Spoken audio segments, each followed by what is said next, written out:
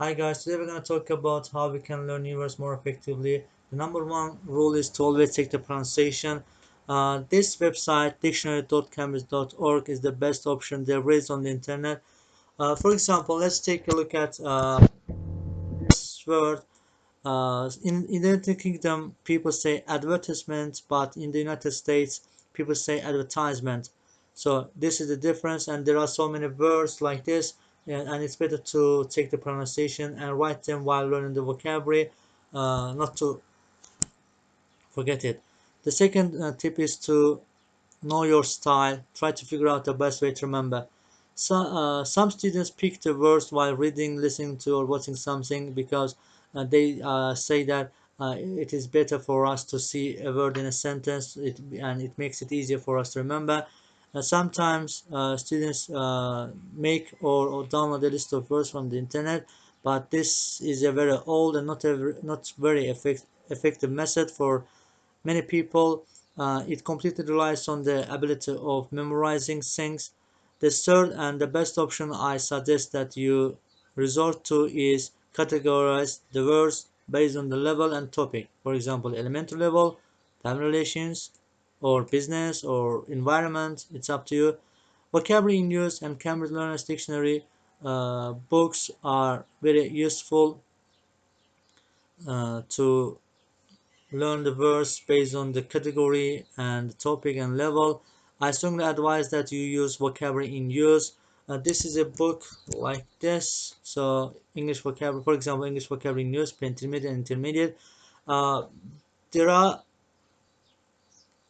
books for elementary, up intermediate, and advanced level learners too. So you can just choose any of them based on your level. You can find it on the internet, or you can ask me. I can send you the link. You can buy them in a bookshop. Then the third tip is to try to use them immediately. Practice every day.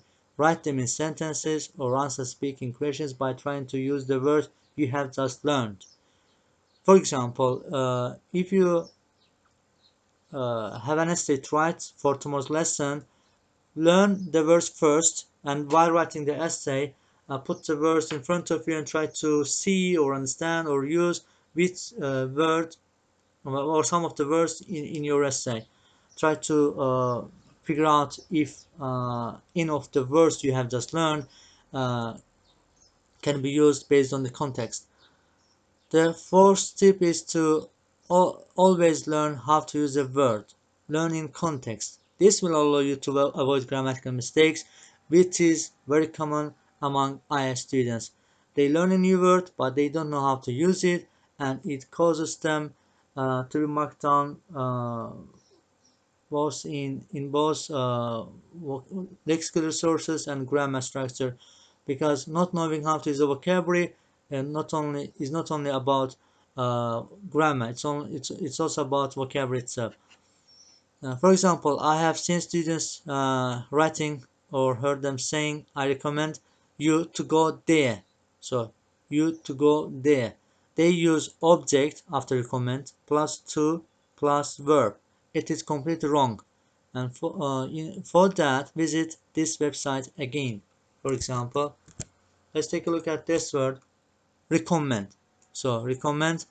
Let's see how they have used. She has been recommended for promotion. So for something, or recommend someone to something. I mean, a facility or an organization or a company. For example, I recommended my friend to the company I work for. So to and that, recommend plus that plus full sentence, or recommend plus gerund. So I recommend writing. As you can see, this structure, recommend plus object plus to plus verb, was not on that website. If this or similar structures that you think might be true are not on this website, try to avoid using them because you are very likely to make a mistake. Or you can use vocabulary in use or Cambridge Learner's Dictionary again.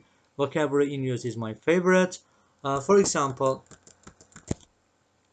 as you can see in this book, new words are usually given in bold, So to show you that these are the words that you have to focus on and learn, but I suggested you try to be careful about every word given in this book, because there might be some words that you don't know. For example, uh, uh, on the banks, as you can see, bank of the river, it's used with on. Or uh, I like being in the countryside. I have heard my students saying I like being in the nature, but this is wrong. This is wrong. You have to say either I like being in the countryside or I like being surrounded by nature. So saying being in the nature is wrong. Or you can say I like being in the wild, but not in the nature. You can also pay attention to every little detail. Like this is easy actually. For example, as you can see, I like being. You see, after like they have used a gerund. So from this we can understand that like is followed by a gerund. We usually know that, but there are many words that we don't know. So try to be careful. Try to analyze every word you learn. Although this kind of analysis takes time, but it's gonna make the word become stuck in your mind for a longer time. Then we have gaming apps, for example, Magush Vocabulary Builder, word to word.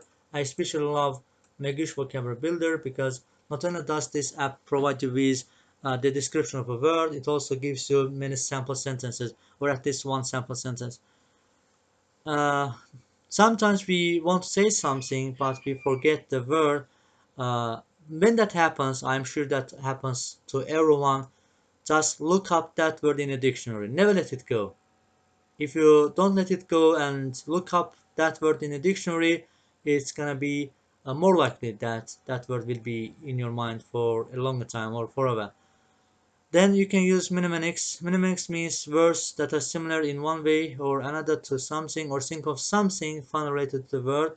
For example, when you learn restive, restless. So restless is the word that most people know, or a word that most people know.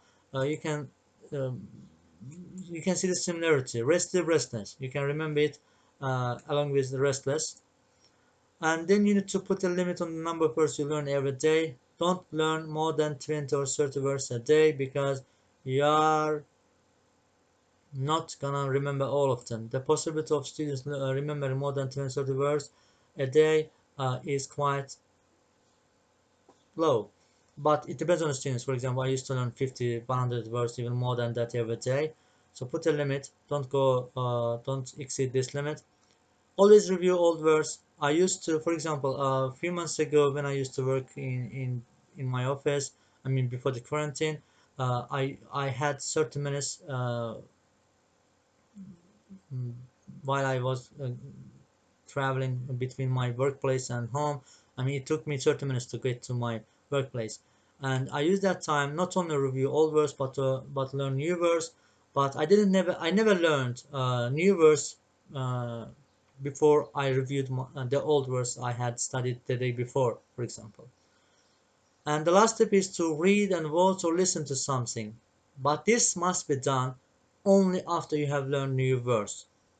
Because if you do that, if you learn new words first and watch or listen to something, you can encounter one or two of the new words you have just practiced, which will make it easier to remember because you have uh, heard or heard someone saying that or seen that word in a sentence.